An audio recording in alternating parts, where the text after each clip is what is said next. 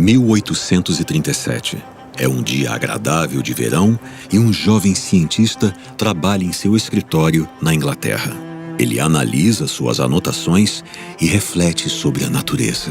Por que existem espécies tão diferentes de seres vivos? Como elas apareceram no planeta? Existe alguma relação entre essas espécies e aquelas que já foram extintas? E qual será o lugar dos seres humanos nessa história? Com estas perguntas em mente, o cientista escreve a frase "eu acho" em seu caderno. E, ao lado dessas palavras, desenha uma árvore. Mas não é uma árvore comum, e sim um tipo de árvore genealógica. Ela mostra como espécies dão origem a novas espécies, que por sua vez geram outras espécies, construindo assim a enorme diversidade da natureza. Este é um momento fundamental na história da ciência. Com este desenho, este cientista dá um passo importante para desvendar alguns dos maiores mistérios da vida e do passado da humanidade. Seu nome é Charles Darwin, e é neste verão que a teoria da evolução começa a ganhar forma em sua mente. Entretanto, Darwin sequer imagina como este momento transformaria sua vida. A partir daí, serão mais de 20 anos de trabalho até que a teoria da evolução seja publicada. E durante essas 2 décadas, Darwin vive uma vida dupla. Mesmo sendo um cientista respeitado, ele se vê obrigado a desenvolver sua teoria em silêncio. Afinal, nessa época, a maioria das pessoas, incluindo muitos cientistas, dizem que essa ideia de evolução é ridícula e sequer deve ser levada a sério. Assim, Darwin passa mais de 20 anos com medo de que seu grande segredo seja descoberto. Mas é também durante estas 2 décadas que Darwin tem a coragem de pensar nas perguntas que a sociedade não queria fazer e a determinação para procurar pelas respostas que a ciência não queria encontrar. E é dessa forma que ele escreve seu nome no panteão dos maiores gênios da humanidade. Afinal, Charles Darwin fez mais do que criar uma teoria científica. Ele mudou a forma como nós, humanos, olhamos para nossa origem e também para nós mesmos.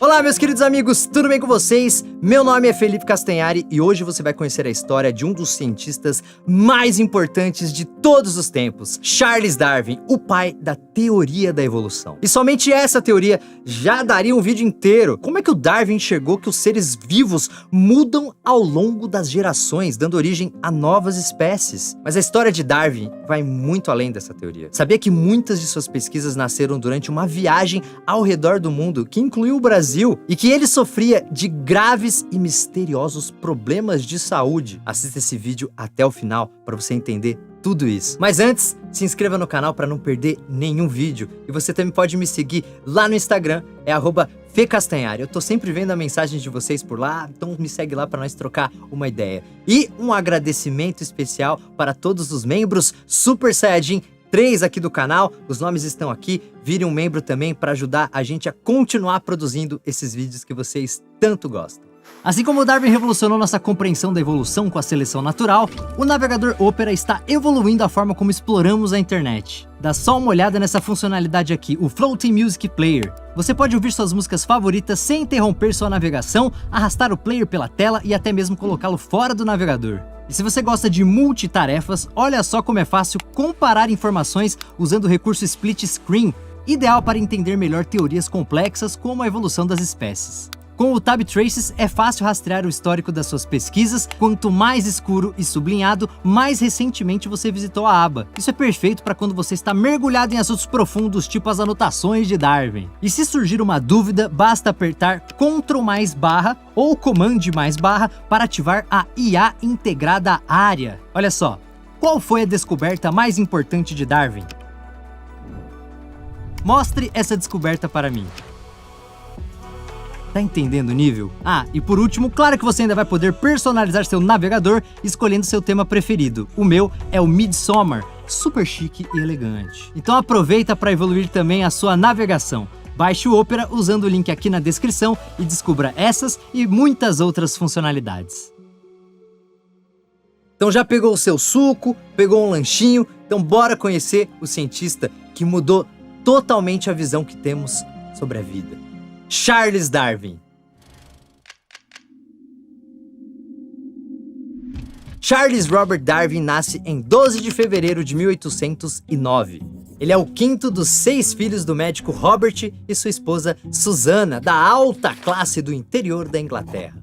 Mesmo tendo um monte de irmãos, Darwin prefere brincar sozinho. Ele é um garoto curioso, mas tímido, e não gosta de chamar a atenção ou causar problemas. Darwin adora fuçar a biblioteca do pai, cheia de livros sobre ciência e história natural e de explorar também os jardins da propriedade. Nessas aventuras, surge um hábito importante em sua vida: o colecionismo. Darwin vive apanhando besouros, conchas e pedras e organiza tudo em coleções cada vez maiores. Quando ele tem 8 anos, sua mãe fica doente, provavelmente com câncer de estômago, e morre em poucos meses. Isso tem um impacto enorme na família. Mas, curiosamente, Darwin, no final da vida, dizia quase não ter memórias da sua mãe. Bem, pouco tempo depois dessa tragédia, ele começa a frequentar a mesma escola do seu irmão Erasmus. Mas ele está longe de ser feliz nesse lugar. As principais matérias são grego e latim, que ele acha um verdadeiro porre. Darwin gosta mesmo é de folhear o livro 100 Maravilhas do Mundo Moderno e dos 3 Reinos da Natureza. É cheio de curiosidades sobre o planeta. Ele passa as aulas sonhando acordado com as aventuras de ilhas e florestas tropicais. Com 15 anos, ele passa a participar de caçadas na casa dos tios, mas suas notas começam a cair. E aí quem entra em campo é o seu pai, que é um cara muito rígido. O resultado é que o pai de Darwin determina que o filho vai trabalhar como seu ajudante na prática de medicina. Esse primeiro emprego dura alguns meses, e aí o garoto é enviado para estudar medicina em Edimburgo, na Escócia. Mas Darwin acha as matérias chatas e as aulas de cirurgia são perturbadoras demais para o seu gosto. O lado bom da faculdade é ali que ele conhece o professor Robert Grant, que estuda a vida marinha. E as ideias de Grant sobre a evolução das espécies mexem com a cabeça de Darwin. No início do século XIX, a maioria das pessoas acredita que as espécies são imutáveis. Os seres vivos teriam aparecido na criação do mundo já nos locais onde vivem hoje e com corpos iguais aos que conhecemos. Isso é chamado fixismo. Mas existem cientistas que pensam diferente. São os evolucionistas, que defendem que plantas e animais se modificam com o tempo. É o caso do francês Jean-Baptiste de Lamarck, que cria uma teoria conhecida como Lamarckismo. O Lamarckismo defende que os seres vivos seriam capazes de se transformar ao longo das gerações, seguindo uma espécie de poder interior. O resultado é que os organismos se tornariam cada vez mais complexos com o tempo, rumo a uma eventual perfeição física. Lamarck também acredita na lei do uso e desuso, que diz que as características mais usadas por uma espécie se desenvolvem com o tempo, enquanto as menos usadas acabam desaparecendo. Basta pensar nos ancestrais da girafa. Para Lamarck, o esforço desses animais para alcançar as folhas mais altas das árvores deixou seus pescoços mais compridos, e essa característica foi passada para seus descendentes. Hoje sabemos que a evolução não funciona assim. Mas, no começo do século XIX, qualquer ideia que defenda algum tipo de evolução é sequer levada a sério, mesmo porque a teoria do fixismo também é apoiada pela Igreja. O clero defende que os seres vivos foram criados por Deus exatamente como são hoje, e os humanos seriam a maior criação divina. Quem desafia essa visão é condenado por muitos cientistas e também pela Igreja. Por isso, pouca gente leva esse papo de evolução a sério. Uma delas era o avô de Darwin, que também era médico. Outra é Grant. E suas conversas com Darwin fazem a paixão do garoto por história natural crescer cada dia. Assim, Darwin desiste do curso de medicina em 1827. Quem não gosta nada disso é seu pai, que decide que só uma carreira religiosa vai dar um jeito no seu filho. Assim, Darwin é mandado para a Universidade de Cambridge para começar os estudos que o tornarão apto a se tornar sacerdote e assumir uma paróquia. E Darwin gosta dessa ideia, porque sabe que se assumir uma paróquia no interior, pode continuar com suas coleções de pedras e insetos. E em Cambridge, ele fica amigo do professor de botânica, o reverendo John Stevens Henslow. Não demorou muito e me tornei bem próximo de Henslow. Seus conhecimentos em botânica, entomologia, química, mineralogia e geologia eram imensos. Em um belo dia, Henslow recebe uma carta pedindo a recomendação de um cientista para integrar a tripulação de um navio que vai dar a volta ao mundo. Adivinha quem ele indica? Com o fim das guerras napoleônicas, em 1815, a Inglaterra se torna a maior potência do mundo. Assim, navios ingleses começam a sair em expedições para fortalecer o domínio britânico, incrementar o comércio e fazer pesquisas científicas. Em 27 de dezembro de 1831, o HMS Beagle deixa o porto, sob o comando do capitão Robert Fitzroy. Seu objetivo principal é mapear a costa da América do Sul. De lá, o navio seguirá até a Austrália, antes de voltar para a Inglaterra. A bordo dele está Charles Darwin, com 22 anos, e o livro Princípios da Geologia, que acabou de ser lançado. A primeira parada do Beagle é em Cabo Verde, onde o Darwin vê uma floresta tropical pela primeira vez. Alguns dias depois, o navio chega à América do Sul, passando um dia em Fernando de Noronha e depois atracando em Salvador. Darwin se apaixona pela cidade e pela Mata Atlântica da região, mas como é contra a escravidão, fica bem incomodado com o número de escravizados que ele vê na Bahia. Depois é a vez do Rio de Janeiro. Darwin passa 3 meses numa casa em Botafogo, explorando a região enquanto o Beagle mapeia o litoral. E é dessa casa que ele manda suas primeiras cartas para Henslow, na Europa. Aí, saindo do Rio, o navio segue rumo a Montevidéu e Buenos Aires. Na Patagônia, Darwin faz uma descoberta impressionante. Fósseis de mamíferos gigantes, como preguiças enormes e tatus do tamanho de um fusca, que ele coleta e envia de volta para a Inglaterra. Aí é a vez da Terra do Fogo, lar do povo Yamana. Numa viagem anterior, o capitão Fitzroy tinha levado 3 Yamanas para a Europa. Eles foram convertidos ao cristianismo, aprenderam inglês e agora voltariam à tribo como missionários. Darwin só conhece os Yamanas que viajam no Beagle. Então, quando ele encontra a tribo desse povo nômade que sequer usa roupas, fica chocado ao descobrir pessoas vivendo de uma forma que, para ele, parece completamente primitiva. Essa região é também o lar de várias emas. Algumas são bem grandes, outras menores. Os nativos dizem que as pequenas são filhotes, mas Darwin enxerga que elas são outro tipo de emas. E isso dá um nó na sua cabeça. Por que que uma espécie de emas surgiria numa região que já tem outro tipo de emas? Em junho de 1834, o Beagle começa a mapear a costa oeste da América do Sul. Darwin, numa expedição nas Cordilheiras dos Andes, fica doente e acaba acamado. Não sabemos ao certo o que ele teve, mas é possível que seja doença de Chagas, transmitida pela picada de um inseto chamado barbeiro. No Chile, Darwin testemunha 2 eventos enormes. Um é a erupção do vulcão Osorno, na Cordilheira dos Andes. E o outro, no começo de 1835, é um violento terremoto.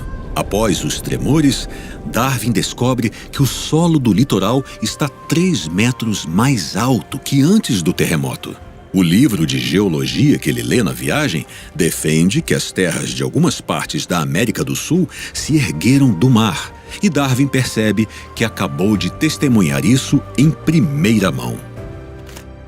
Eu sempre senti que devo a esta viagem a primeira educação ou treinamento real da minha mente. Testemunhei de perto vários ramos da história natural e, portanto, meus poderes de observação, que já eram bastante desenvolvidos, melhoraram muito. Em setembro de 1835, o Beagle chega à etapa mais famosa da viagem, as Ilhas de Galápagos. E o que chama a atenção de Darwin são as tartarugas gigantes desse arquipélago. Conversando com o governador local, ele fica sabendo que a forma do casco das tartarugas muda de ilha para ilha. Isso rola também com os pássaros das ilhas, chamados de tordos imitadores, pois conseguem imitar diversos sons que escutam. Darwin percebe que os tordos de uma ilha são levemente diferentes dos de outras ilhas. E é prestando atenção nesse detalhe que ele passa um mês explorando as ilhas e coletando espécimes que manda para a Inglaterra. Aí o Beagle entra na última parte de sua jornada, passando pelo Tahiti e Nova Zelândia, onde faz contato com outros nativos e missionários. Depois de uma passadinha pela Austrália, o navio segue para as Ilhas Cocos para investigar um atol de corais. Atol de corais? Que diabo é isso? Na época, ninguém sabe ao certo como os recifes de corais surgem. Os geólogos acreditam que eles cresceriam no topo de montanhas submarinas. Já os atóis, aqueles recifes arredondados com uma espécie de lagoa no meio, teriam essa forma por crescerem sobre a cratera de vulcões submersos. Mas Darwin sabe que corais não poderiam crescer nas profundezas do oceano, pois tiram seu alimento de algas que precisam de luz solar para viver. E a resposta que ele procura aparece quando começa a explorar ilhas vulcânicas. As águas ao redor dessas ilhas são repletas de corais. Ao estudar o solo, Darwin percebe que muitas dessas ilhas estão afundando no oceano. E aí entra um dos seus grandes talentos: a facilidade de encontrar padrões e semelhanças em fatos que não parecem ter nada a ver um com o outro. Quando a ilha vulcânica está acima da superfície, os corais nas águas ao seu redor são pequenos. Mas Darwin enxerga que quando essa ilha começa a afundar, os corais crescem, ocupando novos espaços com luz solar que aparecem conforme a ilha diminui de tamanho. É assim que surgem os recifes. Ele também observa que quando a ilha afunda totalmente, os corais assumem a forma arredondada dos atóis, permanecendo na superfície, exatamente no local que era ocupado pela ilha. Essa é a primeira grande descoberta de Darwin. E, no século XX, diversos estudos provaram que ele está correto. Assim, o Beagle inicia o seu retorno, chegando à Inglaterra em 2 de outubro de 1836. E durante os quase 5 anos de viagem, Darwin se tornou uma celebridade científica.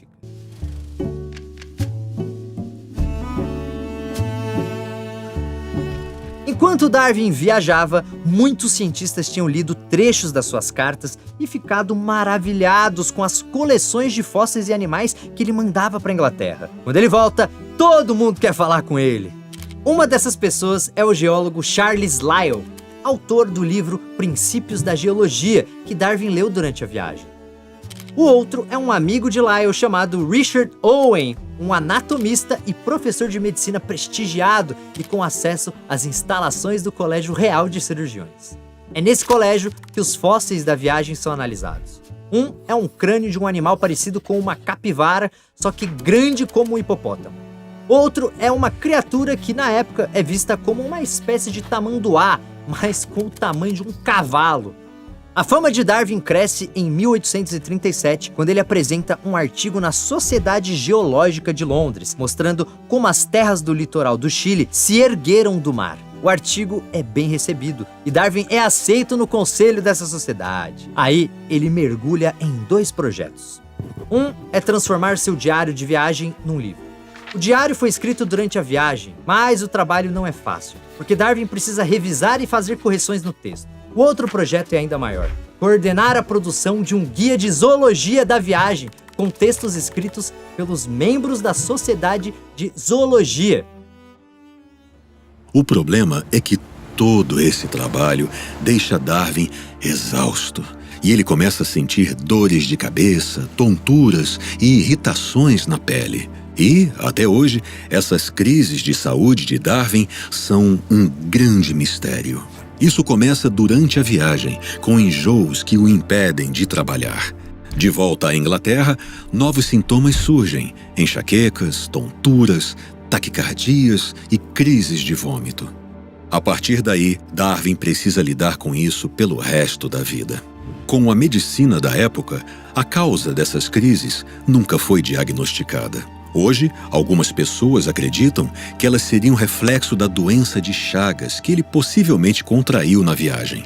Outros acham que Darwin sofria de síndrome de Meniere, um distúrbio que ocorre dentro dos ouvidos. E existe ainda a teoria de que sua doença seria emocional, pois diversos sintomas se parecem com os de síndrome do pânico. Uma possível causa disso estaria no seu relacionamento com o pai, uma figura muito autoritária. Mas a verdade é que não sabemos qual era o problema de saúde de Darwin.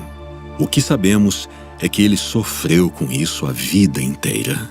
Basta trabalhar demais ou viver emoções fortes que os sintomas aparecem.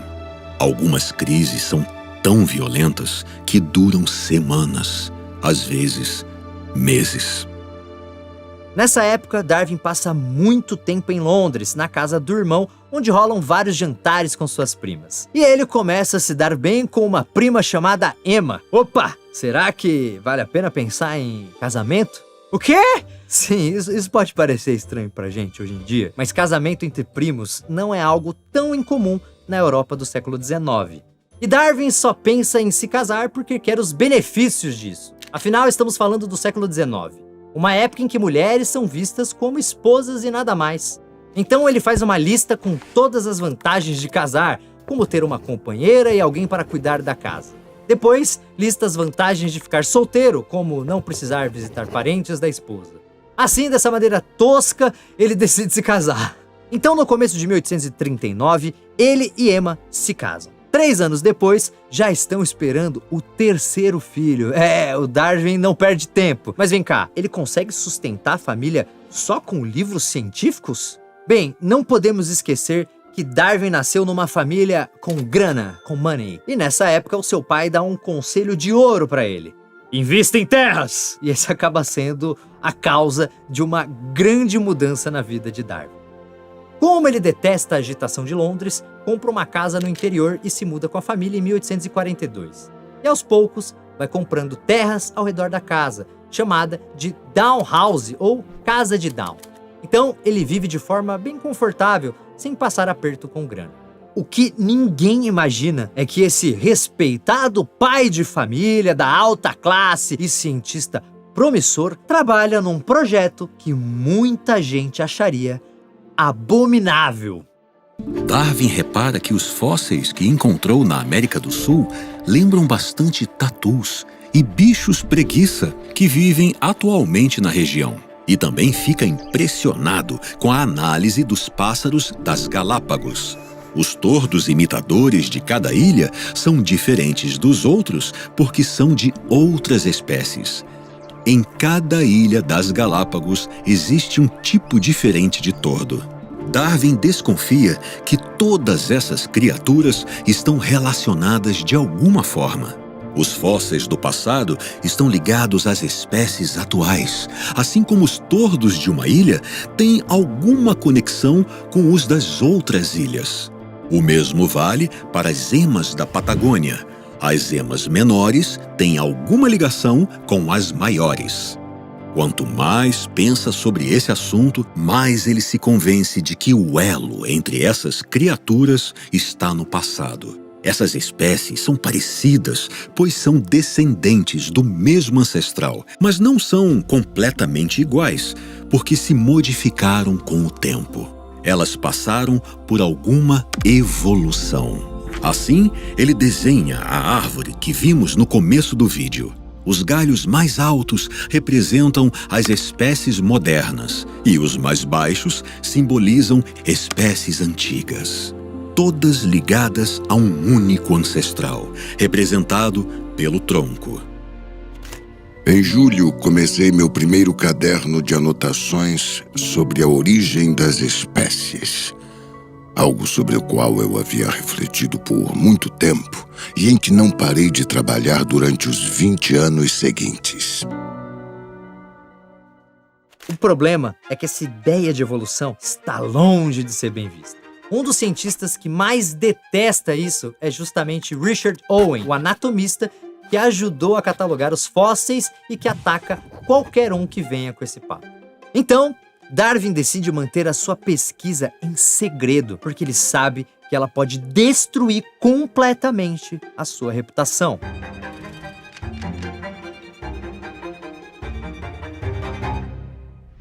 Quando Darwin se muda para o interior, ele retoma a sua pesquisa sobre recifes de corais. Isso rende, em 1842, uma monografia, ou seja, um trabalho científico bem aprofundado. Aí ele mergulha em novos trabalhos de geologia. O primeiro é o livro Observações Geológicas em Ilhas Vulcânicas, publicado em 1844, com observações feitas durante a viagem. E o livro tem um aspecto muito inovador. Darwin adora química, e isso é útil quando ele estuda ilhas vulcânicas na viagem, porque percebe que a lava de um vulcão, ao esfriar, forma minérios diferentes, com composições químicas diferentes. Com isso, ele se torna um dos primeiros cientistas na história da geologia a mencionar esse fato. Logo em seguida, Darwin mergulha na produção de um novo livro. Assim, surge Observações Geológicas na América do Sul, de 1846, trazendo evidências de como partes deste continente se ergueram do mar. Este livro marca uma virada na vida de Darwin. Com o diário de viagem, a coleção de zoologia e os livros de geologia, ele usou todo o material coletado na viagem. Opa, todo não, faltava uma craca dentro de uma gaveta.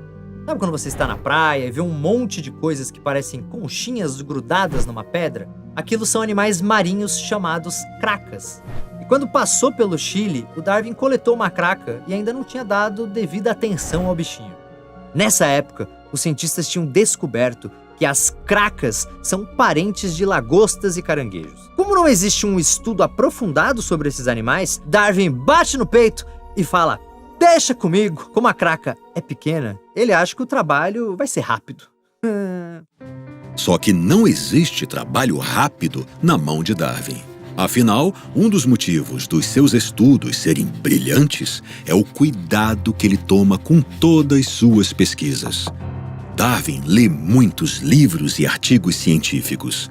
E é aí que entra seu arquivo, com pastas para cada tema que acha interessante. Cada dúvida ou ideia que tem enquanto lê vai para a pasta daquele assunto. Quando Darwin quer se aprofundar num tema, seu arquivo guarda tudo que ele leu e pensou sobre o assunto, como se fosse um HD externo do seu cérebro. Mas o centro de tudo são seus cadernos, onde Darwin anota tudo que pode usar em pesquisas. Coisas que vê no dia a dia ou aprende em conversas, tudo vai para os cadernos. Essa organização ajuda muito Darwin na produção dos seus livros.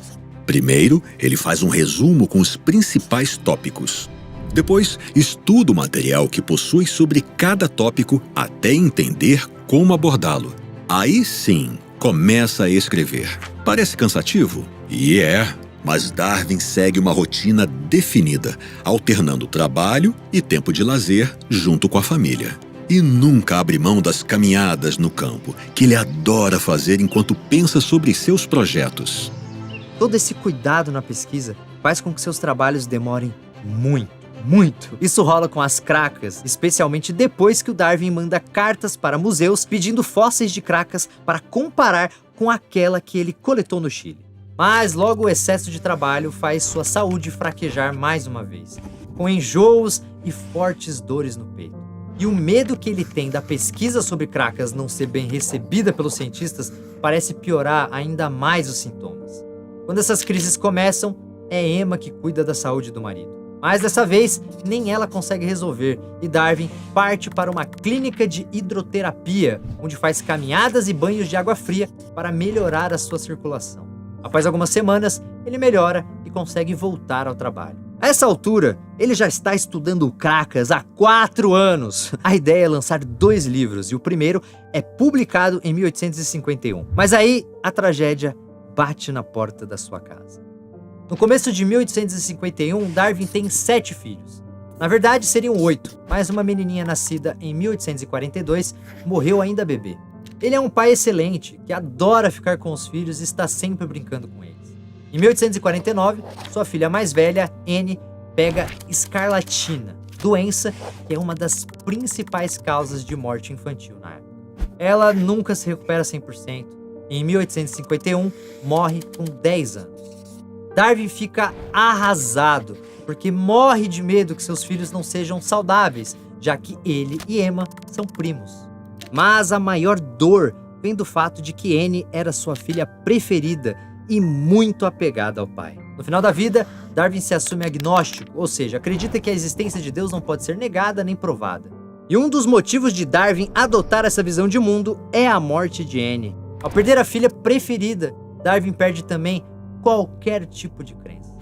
Sofremos uma única tristeza muito grande com a morte de Anne, em Malvern, em 24 de abril de 1851, quando ela tinha apenas 10 anos. Ela era uma criança doce e afetuosa, e tenho certeza de que teria se transformado em uma mulher adorável. Às vezes, lágrimas ainda brotam nos meus olhos quando penso no seu jeito doce. Com tudo isso, o projeto sobre evolução avança lentamente. Mas o estudo com Cracas colabora com a pesquisa porque Darwin consegue listar as semelhanças que existem entre cracas e caranguejos. Para ele, isso prova que esses animais têm a mesma origem, ou seja, o mesmo ancestral. São diferentes porque cada um evoluiu de uma forma. Ele também fica empolgado a descobrir que a craca que encontrou no Chile é fêmea. A maior parte das cracas são hermafroditas, ou seja, possuem órgãos sexuais masculinos e femininos. Se essa espécie se separou em macho e fêmea, é porque passou também por essa transformação. Então Darwin tem um mapa de evolução das cracas na sua mesa. Ele enxerga como elas se tornaram diferentes dos caranguejos e como continuaram evoluindo depois disso. Tudo está se encaixando na pesquisa. Mas será que um dia o mundo estaria pronto para conhecer esse estudo?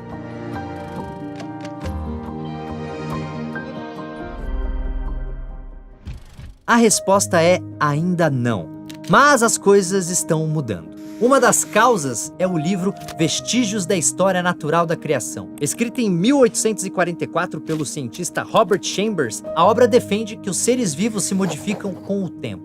Darwin não concorda com a parte científica do texto, mas o livro faz com que a evolução seja discutida mais abertamente pelas pessoas.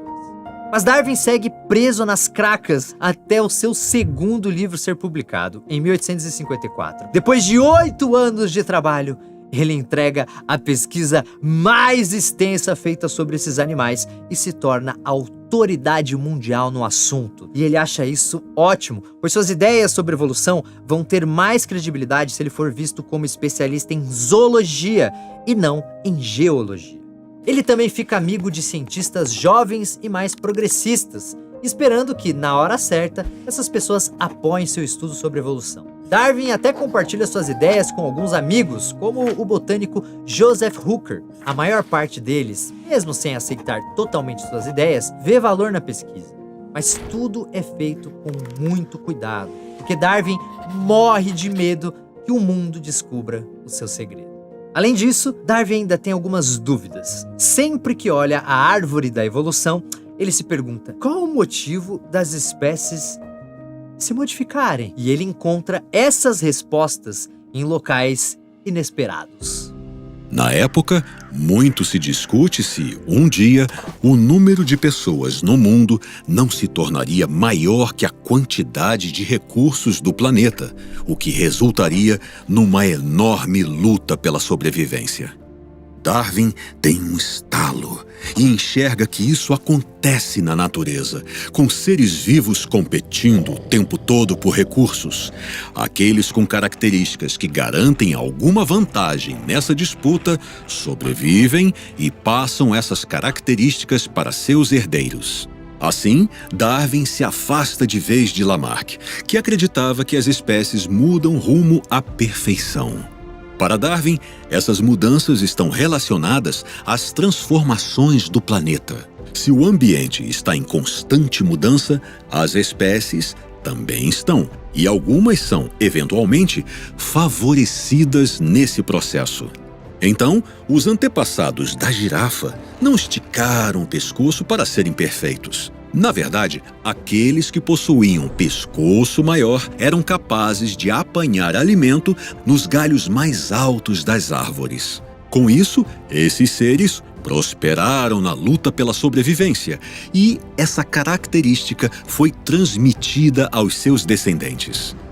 Lembrando que este processo é lento e gradual e acontece em milhares ou até mesmo milhões de anos.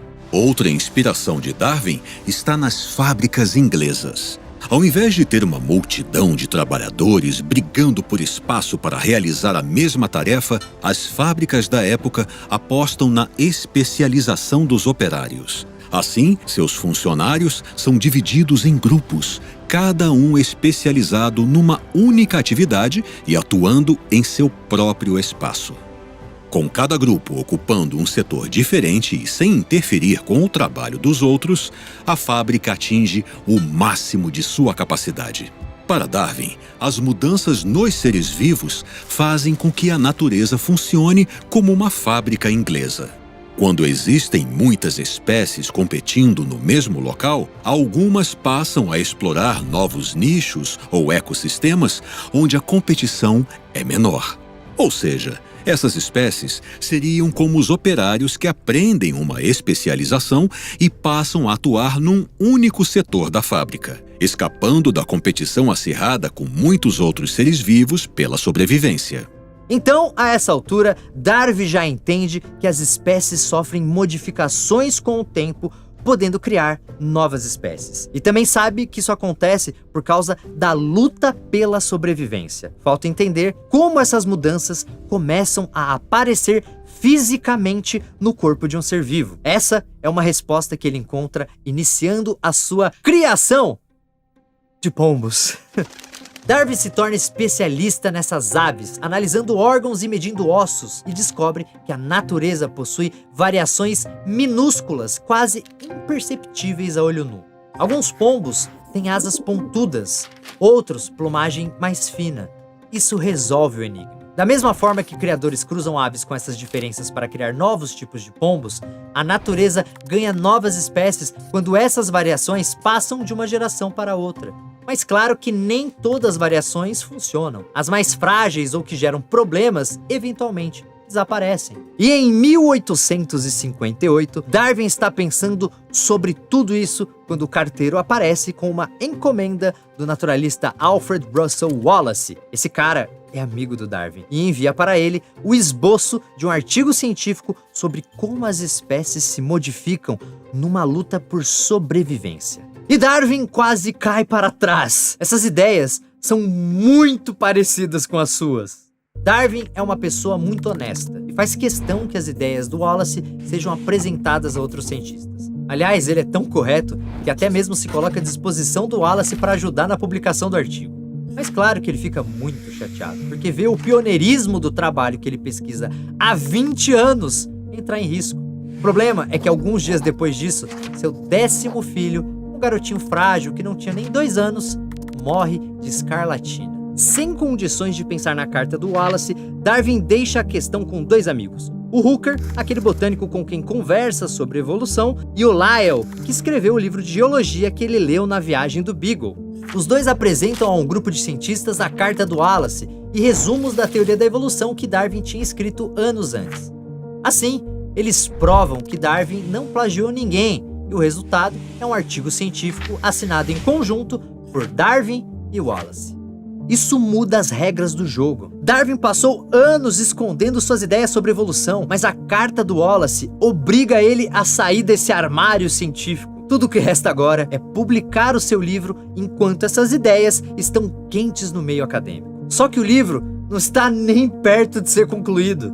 Assim, Darwin passa o seu aniversário de 50 anos correndo para produzir um resumo. Ele trabalha sem parar e as dores no estômago e no peito voltam com força total. Em algumas crises, ele chega perto de desmaiar, mas consegue terminar o seu trabalho em novembro de 1859, quando ele lança o seu novo livro.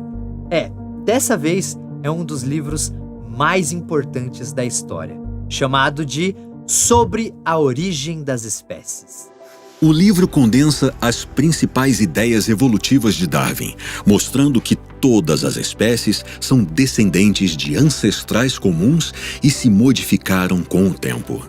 Ele também explica como essas mudanças acontecem, relatando suas observações com pombos. Mas a grande revolução de Darwin é o conceito de seleção natural, uma espécie de motor da evolução. Na enorme competição por sobrevivência, criaturas com alguma vantagem prosperam, enquanto outras ficam para trás. As bem-sucedidas nessa seleção natural passam a vantagem para seus herdeiros e, com o tempo, isso pode dar origem a uma nova espécie. No final da obra, ele mergulha na distribuição geográfica dos seres vivos, mostrando como eles se dispersam pelo planeta, ocupando novas regiões. Essa parte contou com vários experimentos, com Darwin testando se sementes conseguem germinar depois de passar semanas em água do mar ou em cocô de pássaros. Assim, ele mostra que a natureza possui vários métodos para que as espécies se espalhem pelo planeta. Este é, sem dúvida, o principal trabalho da minha vida. Foi dito algumas vezes que o sucesso de Sobre a Origem das Espécies provou que este assunto já estava no ar, ou que as pessoas estavam prontas para essas ideias. Eu não acho que isso seja totalmente verdade.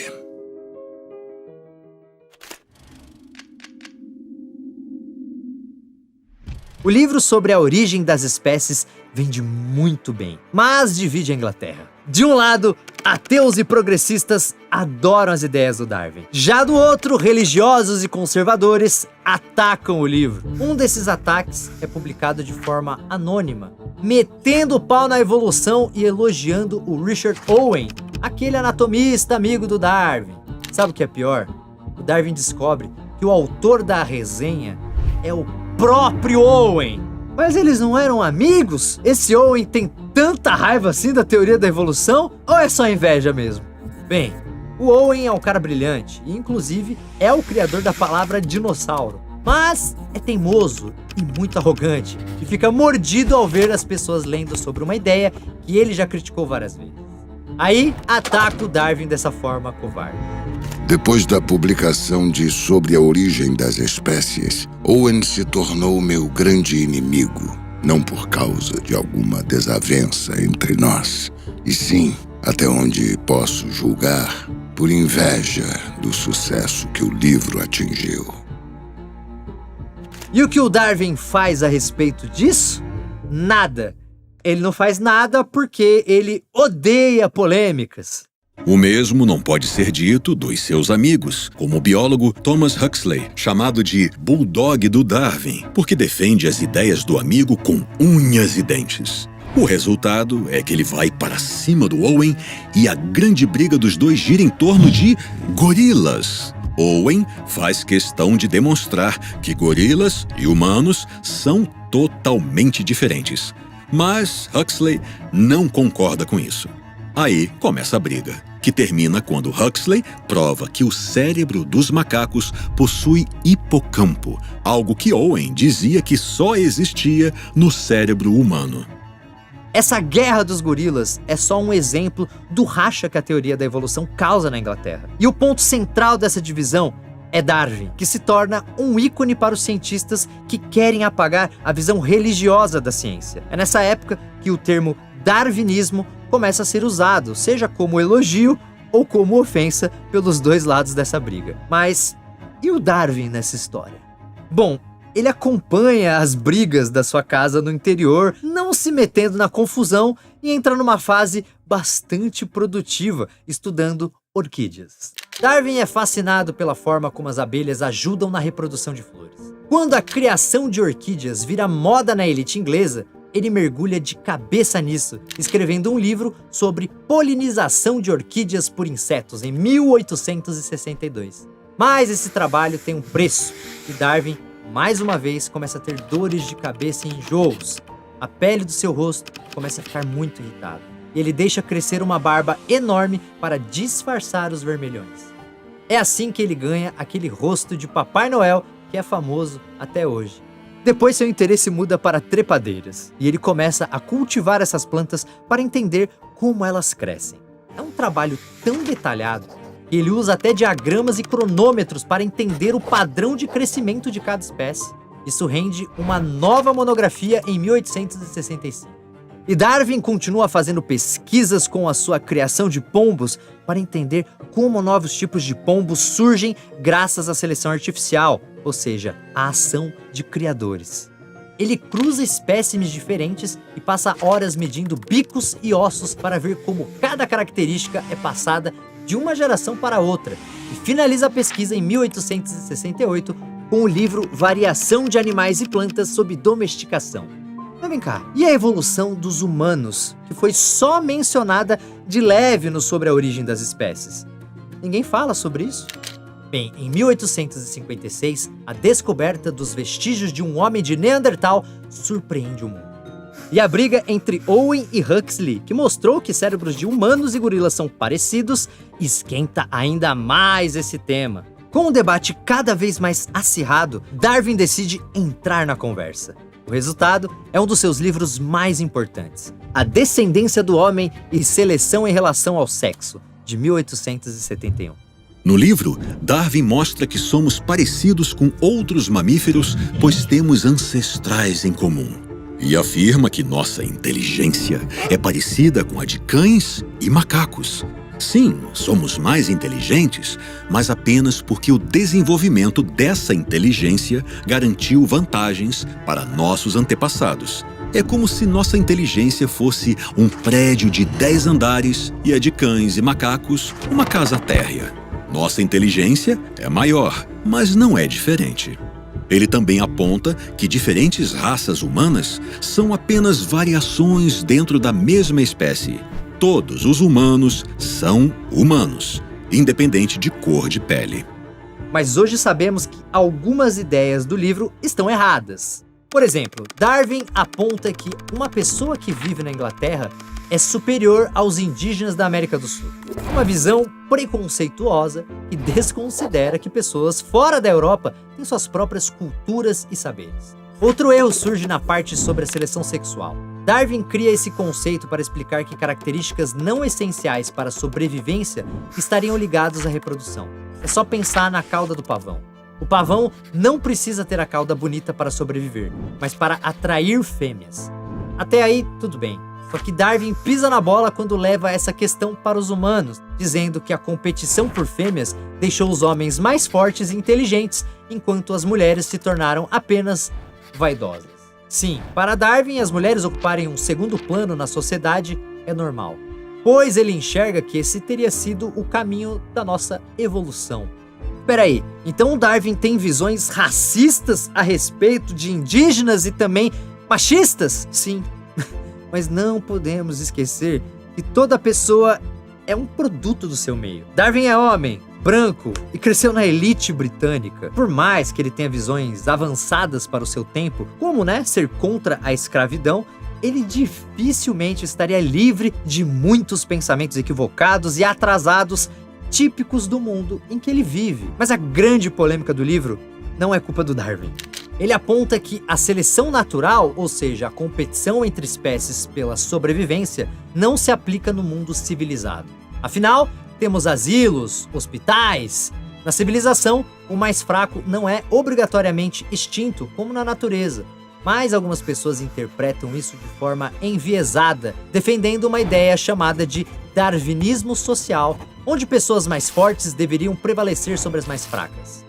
Para essas pessoas, o destino daquelas que eles veem como inferiores é desaparecer, pois seria a lei da natureza.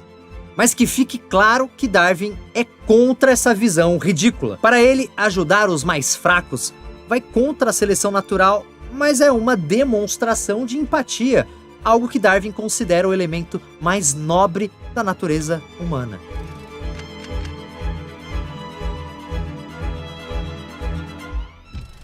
Você mostra os dentes quando está bravo ou ergue as sobrancelhas quando fica surpreso? Sabia que alguns animais também agem assim?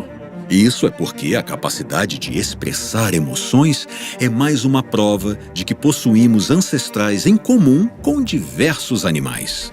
Este é um dos grandes argumentos do livro A Expressão das Emoções no Homem e em Animais. No livro, ele mostra como as raças expressam alegria e tristeza, prazer e dor. Como de costume, Darwin recebe informações de cientistas de outras partes do mundo, com relatos sobre hábitos de gaúchos, indianos e por aí vai. E o livro, publicado em 1872, é um dos primeiros da história a usar fotografias. É depois desse livro que entramos na última década da vida de Darwin, que é muito produtiva, mas por motivo amargo. Com 63 anos, ele sente que sua vida está perto do fim e decide então finalizar todas as suas pesquisas. Mas espera, antes ele ainda precisa lidar com Owen. Com a teoria da evolução sendo cada vez mais aceita, o Owen decide, na maior cara de pau, roubar a ideia do Darwin. Essa não seria a primeira vez. Owen dizia ser o descobridor de um dinossauro chamado Iguanodon, mas na verdade ele roubou o trabalho de outro pesquisador. E ele tenta fazer isso de novo, falando para todo mundo que escreveu antes de Darwin que as espécies se modificam. Dessa vez Darwin não deixa quieto. Ele aproveita uma nova edição do Sobre a Origem das Espécies para incluir um texto sobre cientistas que defenderam a evolução antes dele. E deixa bem claro que Owen até escreveu que espécies podem se modificar, mas nunca falou sobre evolução ou seleção natural. Então, não tem e nunca teve nada a ver com esse assunto. Com isso resolvido, Darwin volta a focar nas suas pesquisas, sentindo que sua saúde está piorando cada vez mais. Uma delas é sobre plantas que comem insetos. Ele aprende tudo sobre esses vegetais, desde o que faz seus tentáculos se moverem até a forma como digerem suas presas, o que rende o livro Plantas Insetívoras, de 1875. E lembra que ele tinha medo dos seus filhos não serem saudáveis, pois é casado com sua prima. Isso se reflete em outra pesquisa, quando ele investiga se o cruzamento de seres vivos sem parentesco gera descendentes mais fortes. Olha o trabalho que isso dá. Ele isola suas plantas com lenços para impedir o contato com insetos. Assim, a reprodução dessas plantas é 100% controlada por Darwin, que passa meses analisando 10 gerações de vegetais, vendo quais são mais fortes. Isso rende o livro Efeitos da Fertilização Cruzada e da Autofertilização no Reino Vegetal, em 1876. Neste ano, descobre que vai ser avô. Sabendo que um dia seus netos poderão querer saber mais sobre ele, decide escrever a história da sua vida numa espécie de carta para a família. Esse texto, eventualmente, vira um livro e é a fonte das frases que vocês estão vendo nesse vídeo. E mesmo cada vez mais fraco, Darwin embarca em outro projeto. Mas esse é fácil. Afinal, depois de anos estudando a reprodução de plantas, o livro Diferentes Formas de Flores em Plantas da Mesma Espécie quase que se escreve sozinho. E aí ele começa um projeto sobre o movimento das plantas. Não, peraí. Aí já é demais, cara. Como assim, movimento das plantas? A casa de Darwin tem plantas na estufa, na sala. Darwin é o primeiro pai de planta da história. E ele e seu filho Francis estudam como elas se movem em direção à luz ou fecham as folhas à noite, como se fossem dormir. Darwin deduz até que plantas detectam a gravidade, pois as raízes de uma semente sempre crescem para baixo e o caule para cima. Esse estudo parece uma viagem, né? Mas ele mostra que plantas, assim como animais, respondem ao que acontece no ambiente ao redor delas. Isso dá origem ao livro O Poder do Movimento em Plantas, de 1880. Acho que dá tempo, né, para mais um projetinho. Sim, Darwin decide então falar sobre minhocas, passando a receber minhocas da Inglaterra inteira pela sua rede de correspondentes.